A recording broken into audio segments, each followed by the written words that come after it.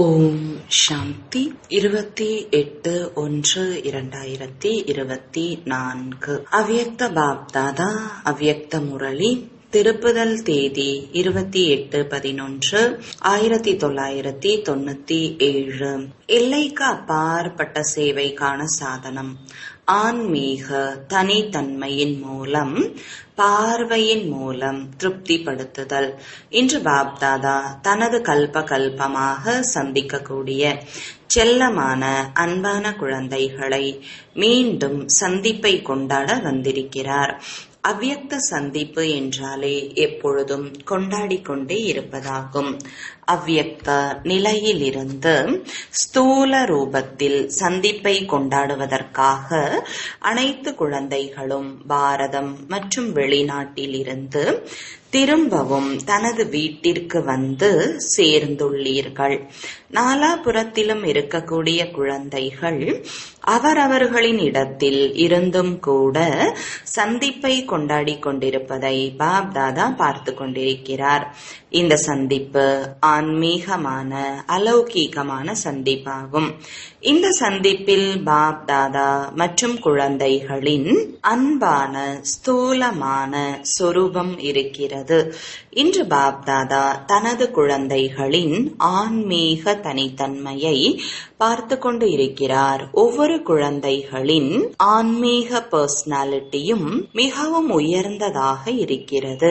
அப்படிப்பட்ட ஆன்மீக தனித்தன்மை முழு கல்பத்திலும் வேறு யாருக்கும் இருப்பது இல்லை.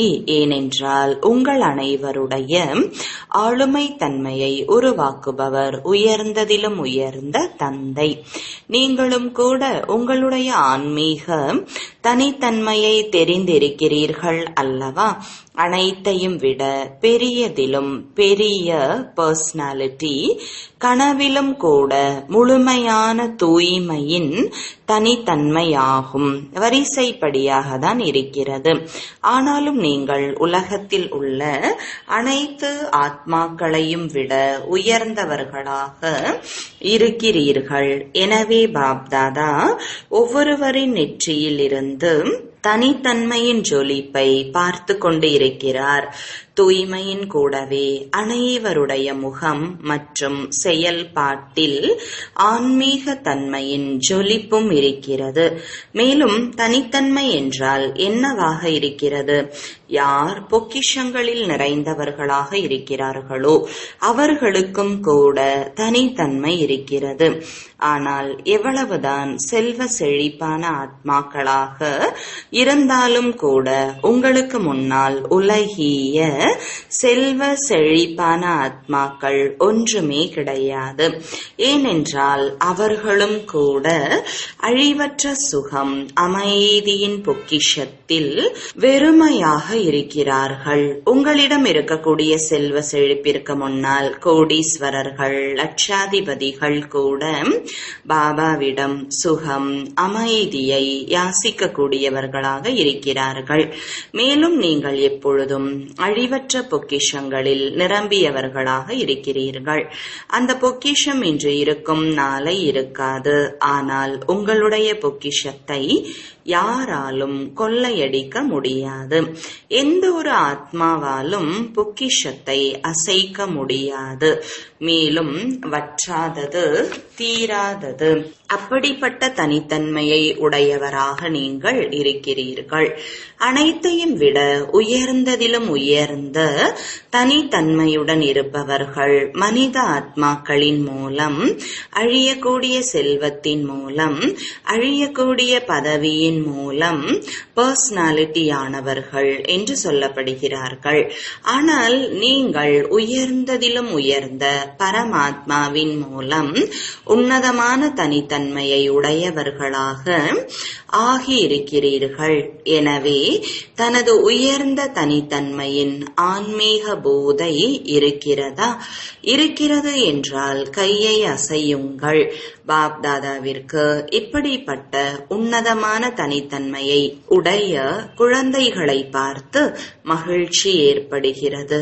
உங்களுக்கும் கூட மகிழ்ச்சி ஏற்படுகிறதா? பாப்தாதா குழந்தைகளின் இப்படிப்பட்ட உயர்ந்த தனித்தன்மையை பார்த்து என்ன பாடல் பாடுகிறார் தெரிந்திருக்கிறீர்களா? நீங்களும் பாடலை பாடுகிறீர்கள், பாபாவும் பாடுகிறார். தந்தை பாடும் பாடல் கேட்கிறதா அல்லது டேப் ரெக்கார்டரில் பாடும் பாடல் கேட்கிறதா? பாப் தாதாவின் டேப் ரெக்கார்ட் தனித்துவம் வாய்ந்ததாக இருக்கிறது அல்லவா? தானாகவே ஒலிக்கும். ஒளி நாடாவை ஒளிபரப்பு செய்வதற்கான எந்த முயற்சியும் செய்ய வேண்டி இருக்காது. மேலும் மனதினுடைய பாடலை மனதில் இருக்கக்கூடியவர்களால் தான் கேட்க முடியும். காதுகள் மட்டும் இருக்கக்கூடியவர்களால் அல்ல, இதயம் இருக்கக்கூடியவர்களால் தான் கேட்க முடியும். எனவே அனைவரும் இதயம் இருக்கக்கூடியவர்கள் தானே. தில்வாலா ஆலயத்தில் உங்களுடைய சித்திரமும் இருக்கிறது தானே. அனைவரும் அவரவர்களின் சித்திரத்தை பார்த்தீர்களா? பாப்தாதா எப்பொழுதும் குழந்தைகளின் சித்திரம் மற்றும் விசித்திரம், அதாவது ஆத்மாவை பார்த்து கொண்டு இருக்கிறார். அதனால் இன்று தனித்தன்மையை பார்த்து கொண்டிருந்தார். எப்பொழுதுமே இந்த பர்சனாலிட்டியை நினைவில் கொண்டு வாருங்கள். இருக்கிறதா இல்லையா என்பதே இல்லை, இருக்கிறது. தென்பட வேண்டும், அனுபவத்தில் வர வேண்டும். எப்பொழுது அப்படிப்பட்ட தனித்தன்மையில் இருக்கக்கூடியவர்களின் அடையாளம் என்னவாக இருக்கும்? இது நம்முடைய தனித்தன்மையில் இருக்கிறது என்பதை எந்த அடையாளத்தை வைத்து புரிந்து கொள்ளலாம்? ஒருவேளை இந்த ஆன்மீக ஆளுமை தன்மை வெளிப்படுகிறது என்றால் அவர்களின் கண்கள், அவர்களின் முகம், அவர்களின் செயல்பாடுகள், எண்ணம் மற்றும் தொடர்பு அனைத்தும் மகிழ்ச்சி நிறைந்ததாக இருக்கும். எப்பொழுதும் மகிழ்ச்சியுடன் இருப்பது, கேள்விக்குறியுடன் இருப்பது அல்ல, மகிழ்ச்சியாக இருப்பது. ஒருவேளை கேள்விகளுடன் இருக்கிறார்கள் என்றால் ஆளுமை தன்மையுடன் இருப்பவர்கள் கிடையாது. முகத்திலும் மகிழ்ச்சியின் ஜொலிப்பு இருக்காது. எது நடந்தாலும் சரி, தனித்தன்மையுடன் இருப்பவர்களின் மகிழ்ச்சியை மறைக்க முடியாது, காணாமலும் போகாது. மகிழ்ச்சியான ஆத்மாக்கள் எப்படிப்பட்ட கவலை நிறைந்த ஆத்மாக்களாக, அமைதியற்ற ஆத்மாக்களாக இருந்தாலும் அவர்களுக்கு தனது மகிழ்ச்சியான பார்வையினால் மகிழ்ச்சியை ஏற்படுத்தக்கூடியவர். இதை செய்வது பாபா மட்டும் அல்ல, உங்களுக்கும் இந்த புகழ் இருக்கிறது. மேலும் இப்பொழுது நேரத்திற்கு தகுந்தவாறு எந்த அளவு நேரம் அருகாமையில் நெருங்கி வந்து கொண்டிருப்பதால் பார்வையின் மூலம் திருப்திப்படுத்தும் சேவை செய்வதற்கான நேரம் வந்துவிட்டது. 7 நாட்களுக்கான பாடம் எடுக்க வேண்டி இருக்காது. ஒரே ஒரு பார்வையின் மூலம் மகிழ்ச்சி அடைந்து விடுவார்கள். மனதினுடைய ஆசைகள் உங்கள் மூலம் நிறைவேறிவிடும். எனவே அனைவரும் என்ன புரிந்து இருக்கிறீர்கள்? ஆரம்பத்திலிருந்தே சேவை செய்யும் ரத்தினங்கள் என்ன புரிந்து உள்ளீர்கள்? அப்படிப்பட்ட சேவை செய்ய முடியும் அல்லவா? இப்பொழுது பாருங்கள், நீங்கள் அனைவரும் 40 வருடங்கள் சேவை செய்துள்ளீர்கள் மற்றும் அதிகமாகவும் செய்து இருப்பீர்கள். ஒரு சிலருக்கு 1-2 வருடம் குறைவாகவும் இருக்கும், சிலருக்கு அதிகமாகவும் இருக்கும். இப்பொழுது நீங்கள் உங்களுடன் இருப்பவர்களுக்கு கற்றுக் கொடுத்து உள்ளீர்கள், மேலும் நிமித்தமாகவும் மாற்றியுள்ளீர்கள். இப்பொழுது நீங்கள் என்ன செய்வீர்கள்? இந்த சேவையை அவர்களும் செய்து கொண்டு இருக்கிறார்கள். ஆதி ரத்தினமாக இருக்கக்கூடிய நீங்கள் விடுபட்டவராகவும் அன்பானவராகவும் இருந்து சேவை செய்கிறீர்கள் அல்லவா? பார்வையின் மூலம் எந்த அளவு செய்திருக்கிறீர்கள் என்பதற்கான உற்சவம் கொண்டாடுவீர்கள். 9 லட்சத்தில் எத்தனை பேர் உருவாகி இருக்கிறார்கள்? 33 கோடி பேர் முன்னால் 9 லட்சம் என்பது ஒன்றுமே இல்லை. விதையை இங்குதான் போட வேண்டும் அல்லவா? ஆதிரத்தினங்கள் சேவையில் இப்பொழுது மேலும் என்ன அதிசயத்தை காட்டுவீர்கள்? இந்த அதிசயத்தை செய்து காட்டிவிட்டீர்கள். சேவை நிலையங்களை உருவாக்கினீர்கள். நல்ல நல்ல சேவை திட்டங்களை செயல்படுத்தினீர்கள். இவை அனைத்திற்கும் பல மடங்கு வாழ்த்துக்கள். 2 விதமான குழந்தைகள் இருக்கிறார்கள். யார்? முதல் விதமானவர்கள் உருவாக்கத்திற்கு நிமித்தமானவர்களாகவும் மேலும் விசேஷமான சேவைக்கான ஆதிரத்தினங்கள். இவர்கள் வேர் பகுதியை உருவாக்கக்கூடியவர்களாகவும் நீங்கள் அனைவரும் முதன்மையான தண்டு பகுதியாகவும் இருக்கிறீர்கள். எனவே தண்டு பகுதி உறுதியாக இருக்கிறது அல்லவா?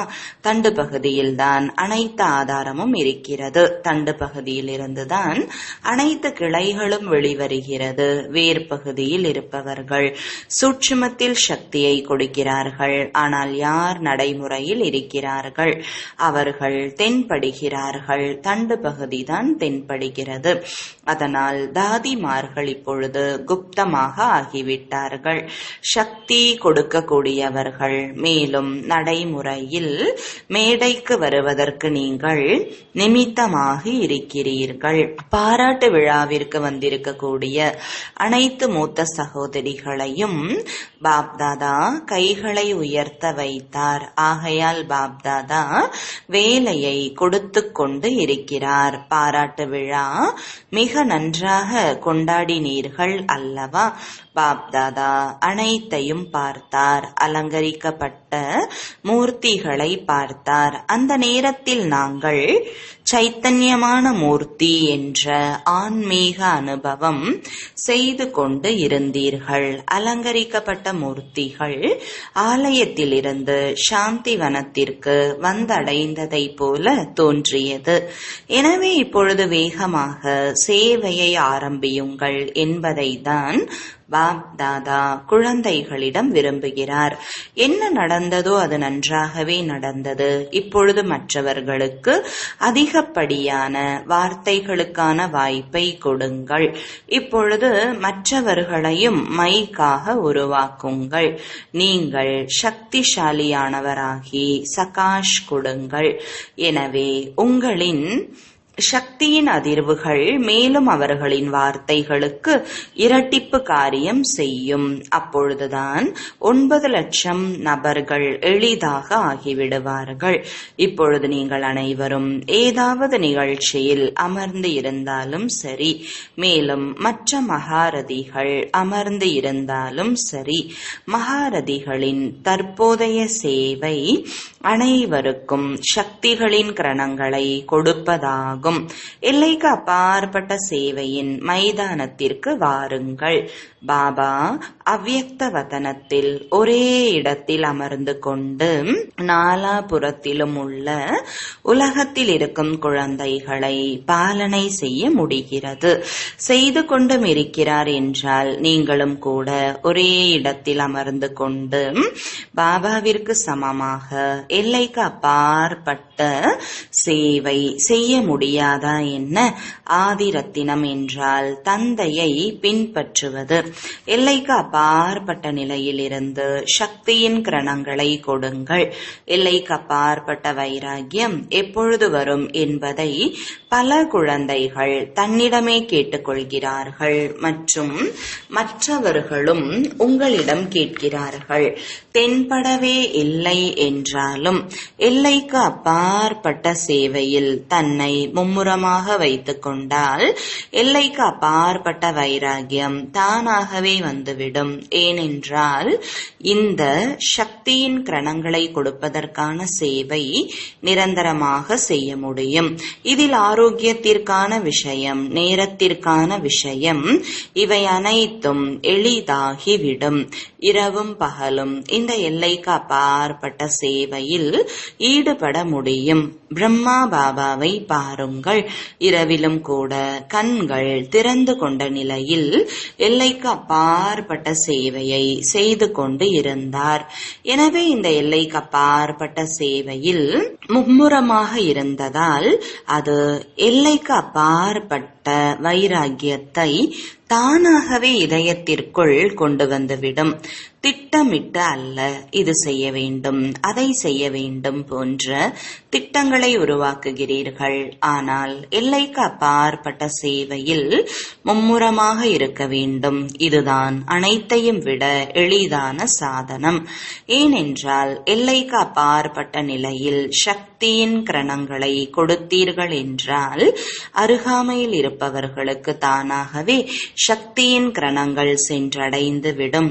இத்தனை கிளை நிலையங்களின் பொறுப்பு இருக்கிறது, மண்டலத்தின் பொறுப்பு இருக்கிறது.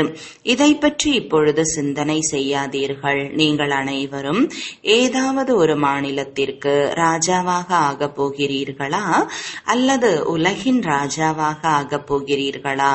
என்ன ஆக வேண்டும்? உலகிற்கு தான் ராஜா ஆக வேண்டும் அல்லவா?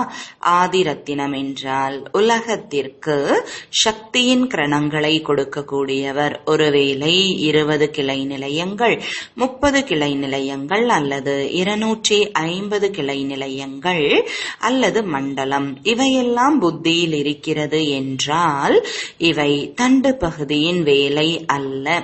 இவற்றை கிளைகள் கூட செய்ய முடியும். நீங்கள் தண்டு பகுதியை சார்ந்தவர்களாக இருக்கிறீர்கள். கிளை பகுதியில் இருந்துதான் அனைவருக்கும் சக்தியின் கிரணங்கள் செல்கிறது. நீங்கள் அனைவரும் எல்லைக்கு அப்பாற்பட்ட வைராகியம் வர வேண்டும் என்று யோசிக்கிறீர்கள். இது மிக நன்றாக இருக்கிறது.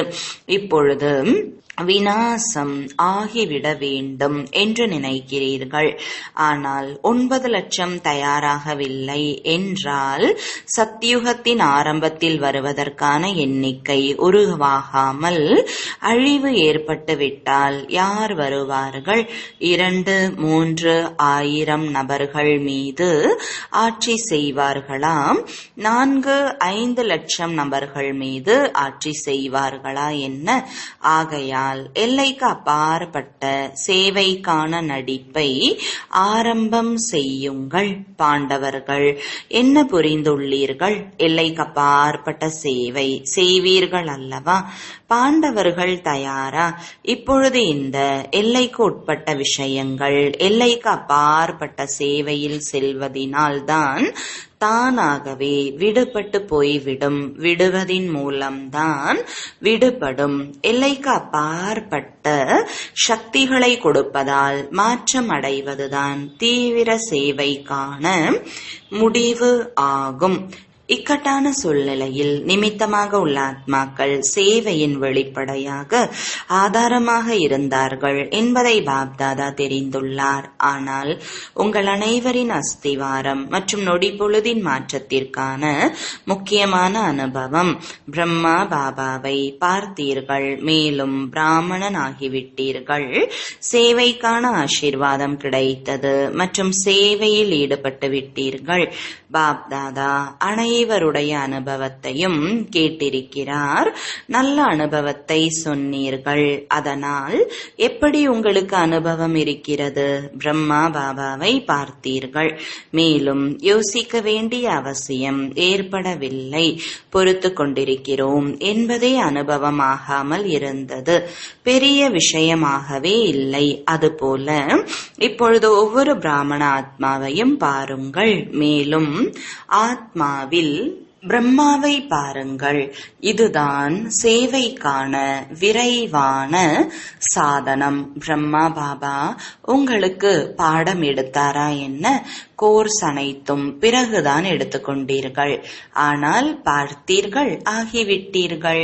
அதனால் எப்படி பிரம்மாவிற்குள் பாபா இருந்தார்? ஆகையால் முயற்சி தேவைப்படவில்லை. அதுபோல நீங்கள் அனைவரும் கூட பாப் தாதாவை தனக்குள் உள்வாங்கி பார்வையால் திருப்திப்படுத்துங்கள். இவை உங்களுக்கு அனுபவம் இருக்கிறது, அனுபவசாலிகளாக இருக்கிறீர்கள். பார்த்தீர்கள், அர்ப்பணமாகிவிட்டீர்கள். எப்படி இப்பொழுது யோசிக்கிறார்கள், ட்ரைனிங் எடுத்துக்கொள்கிறார்கள், பயிற்சியில் வருகிறார்கள், அதன் பிறகு சென்று விடுகிறார்கள், சிலர் இருந்து விடுகிறார்கள். இந்த அளவு உழைப்பை நீங்கள் செய்தீர்களா? பயிற்சி எடுத்து கொண்டீர்களா என்ன? அதை நடைமுறையில் செய்து பார்த்தீர்களா என்ன? வந்தீர்கள், சரணடைந்து விட்டீர்கள். அப்படிப்பட்ட சேவையை ஒரு பிரம்மா பாபாவால் செய்ய முடிந்தது என்றால் இத்தனை பிராமண ஆத்மாக்களாகிய உங்களால் செய்ய முடியாதா என்ன? உங்களுடைய தனித்தன்மையை நீங்களே உருவாக்கி கொள்ளுங்கள். பிரம்மாவின் தனித்தன்மை கூட இருக்கிறது அல்லவா? தோற்றத்திலோ குணத்தில் இருந்தாலும் சரி, ஆளுமை தன்மை இருந்தது. அதனால்தான் ஈர்க்கப்பட்டீர்கள். எனவே பிரம்மா பாபாவை பின்பற்றுங்கள். பாபா உங்களை ஆரம்பத்தில் நிமித்தமாக மாற்றியிருக்கிறார். அதனால் ஆரம்பத்தில் இருந்தவர்கள் சேவைக்கு நிமித்தமானவர்கள் மற்றும் ஸ்தாபனைக்கு அஸ்திவாரமாக இருந்தவர்கள். கடைசி வரை சேவையில் இருக்க வேண்டும். ஆரோக்கிய குறைபாடு காரணத்தினால் உடல் மூலம் சென்று வர முடியாது. ஆனால் மனதின் மூலம் சுற்றி வர முடியும் அல்லவா? இதில் எந்த விதமான செலவும் இல்லை. விசா எடுப்பதற்கான அவசியமும் இல்லை. அவசரமாக ஓடிச் செல்ல வேண்டிய அவசியமும் இல்லை. சாய்வாக அமர்ந்து கொண்டும் செய்ய முடியும். என்ன புரிந்து கொண்டிருக்கிறீர்கள் இப்பொழுது? அதுபோல ஏதாவது திட்டத்தை உருவாக்குங்கள். புது பாடத்தை ஆரம்பம் செய்யுங்கள். இப்பொழுதுதான் ஒரு விழாவை கொண்டாடி விட்டீர்கள் அல்லவா? சேவை செய்ததற்கான உடனடி பலன் கிடைத்துவிட்டது.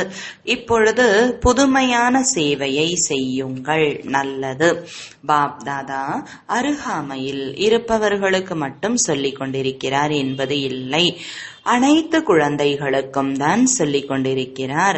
வெளிநாட்டிலிருந்து யாரெல்லாம் கேட்டுக்கொண்டு இருக்கிறார்களோ அவர்களுக்கும் சொல்லிக் கொண்டிருக்கிறார். எங்கிருந்து கேட்டுக்கொண்டிருந்தாலும் சரி, சாந்தி வனத்தில் கேட்டுக்கொண்டிருந்தாலும் சரி, மேலுள்ள பாண்டவ பவனில் வெளிநாட்டிலிருந்து கொண்டு எங்கு இருந்தாலும் சரி, பாப் தாதா அனைவருக்கும் சொல்லிக் கொண்டிருக்கிறார்.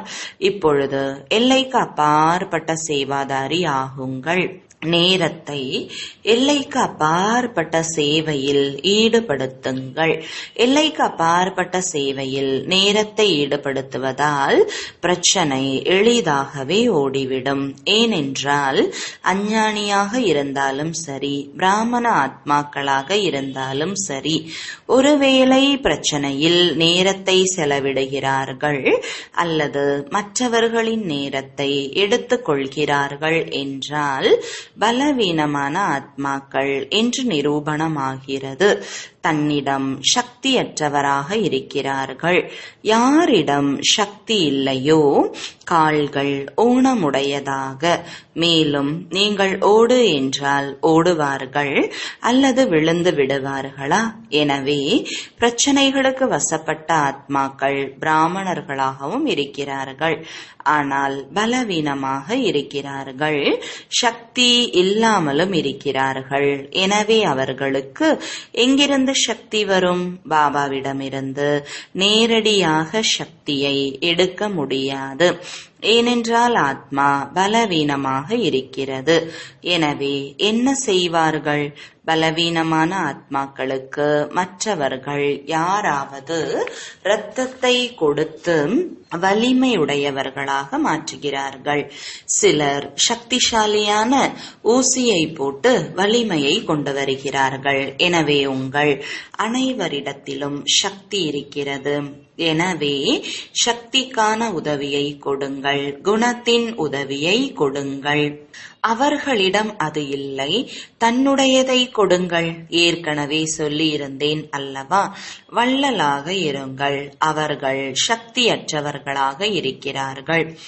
அவர்களுக்கு சக்தியை கொடுங்கள். குணம் மற்றும் சக்தியின் உதவியை கொடுப்பதன் மூலம் உங்களுக்கு ஆசீர்வாதம் கிடைக்கும். மேலும் ஆசீர்வாதம் லிப்டை விட வேகமான ஏவுகணை ஆகும். உங்களுக்கு முயற்சியில் நேரத்தை கொடுக்க வேண்டி இருக்காது. ஆசீர்வாதங்களின் ஏவுகணை மூலம் பறந்து கொண்டே இருப்பார்கள்.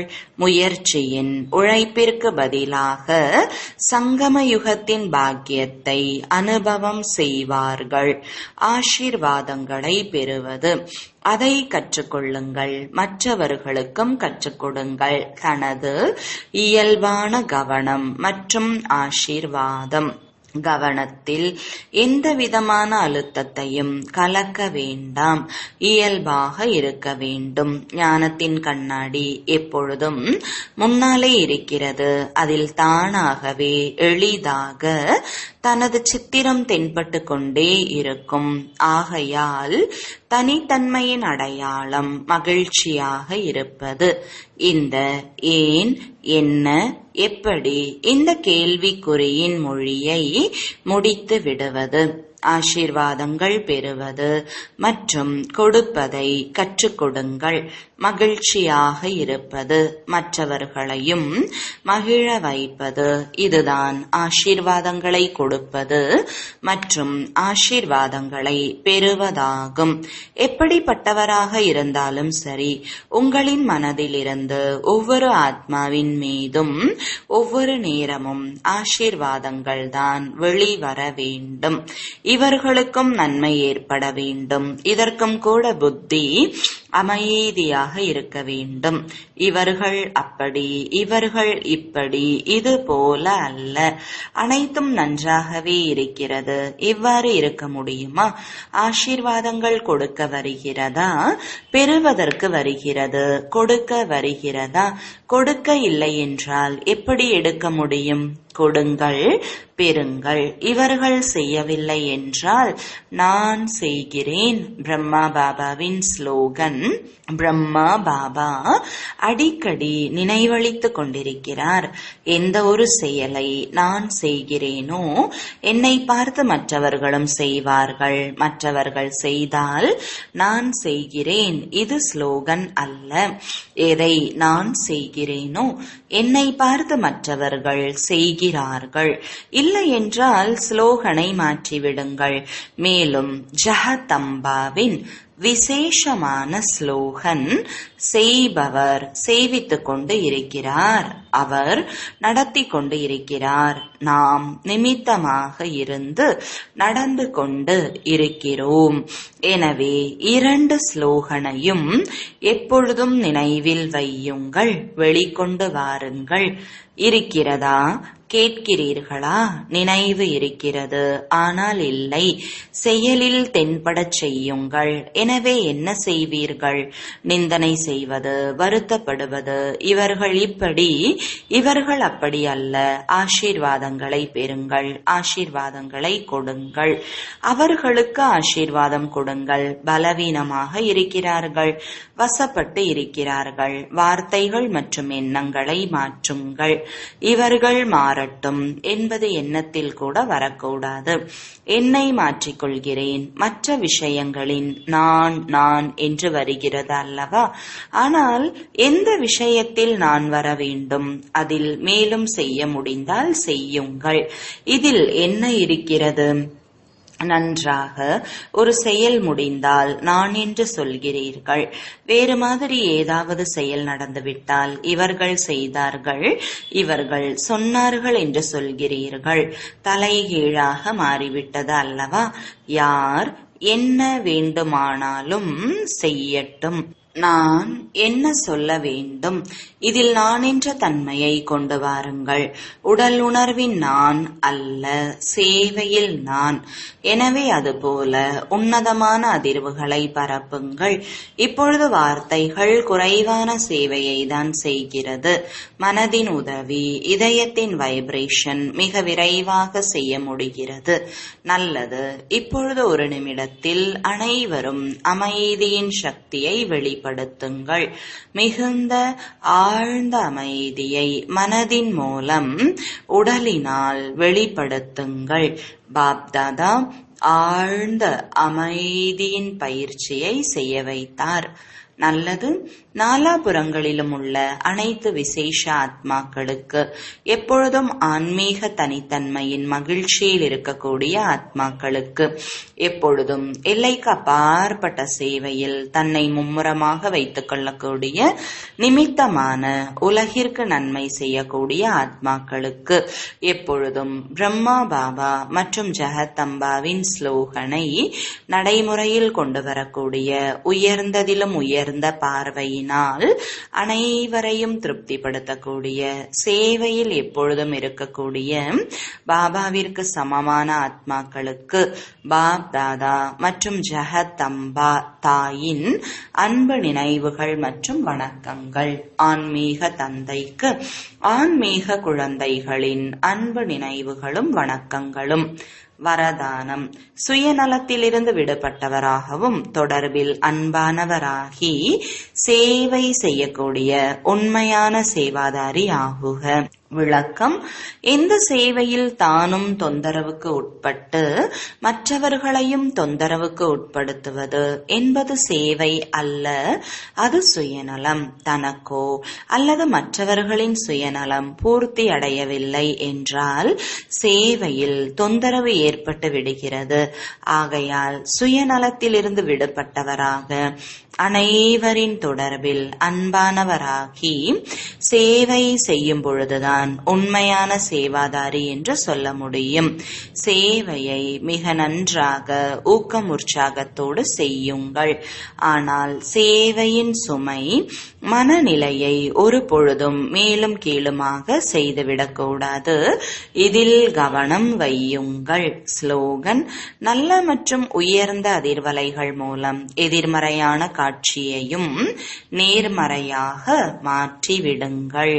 அவ்யக்த அமைதியின் மூலம் டபுள் லைட் ஃபரிஷ்தாவின் நிலையை அனுபவம் செய்யுங்கள். செய்பவர் செய்விப்பவர் பாபாவாக இருக்கிறார். செய்யக்கூடியவர் அனைத்தையும் செய்து கொண்டிருக்கிறார். நான் நிமித்தமானவராகி செய்து கொண்டிருக்கிறேன். இந்த நினைவின் மூலம் செய்கிறேன் என்ற உணர்வை முடித்து விடுபட்டவராகவும் அன்பானவராகவும் ஆகுங்கள். அனைத்து சுமைகளையும் பாபாவிற்கு முன்னால் அர்ப்பணம் செய்து தனது அனாதி சொரூபத்தின் நினைவு மூலம் அனாதி சுபாவம் சம்ஸ்காரத்தை தாரணை செய்து டபுள் லைட் நிலையை அனுபவம் செய்யுங்கள். ஓம் சாந்தி.